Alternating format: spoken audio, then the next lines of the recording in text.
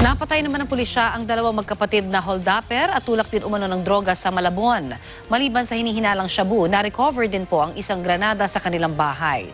Balitang hatid ni Victoria Tulad.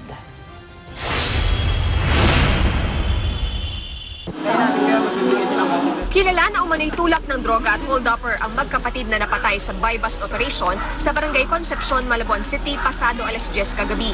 Kinilala ang mga napatay na sina Reggie at Charlie Wong. Sa screen door ng kanilang bahay, makikitang tumagos ang bala, indikasyon daw na nanlaban ang mga suspect.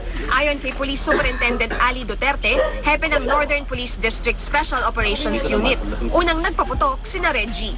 After ng buy-bust, nagkaroon ng habulan dito dahil na mga otoridad yung kanyang mga katransaksyon.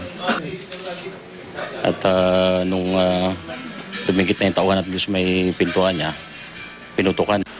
Sa mga larawang ito, makikita ang wala ng buhay na magkapatid. Sa banyo nagtago si Charlie pero napatay rin. May granada siyang hawak kaya ipinatawag ang SWAT matapos ang engkwentro para i-defuse ito. Ayon kay Superintendent Duterte, iskoran umano ng shabu ang bahay ni Reggie sa Malabon at kapag tapos na ang transaksyon, tumatawid sa Maynila kung saan nang hold up naman umano sila. Ang info sa atin is itong mga toys, itong magkakapatid is naglalaro ito sa Manila area. Okay. Kapag mainit na sila doon, pupunta sila rito sa Malabon. Okay. So, vice versa. Pagka mainit sila rito, pupunta sila ng Manila, magtatago. Okay. So, medyo may katagalan na rin natin itong sinosurveillance. Sinubukan na raw noon ng Malabon Police na imbitahan sa Oplan Tokhang ang dalawa, pero hindi sila sumuko. Bukod sa granada, nakakuha rin ng revolver at 8 sachet ng hinihinalang shabu.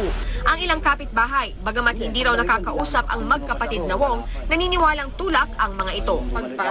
Ay, maraming talagang dyan, pumupunta para kumuha. Victoria Tulad, GMA News.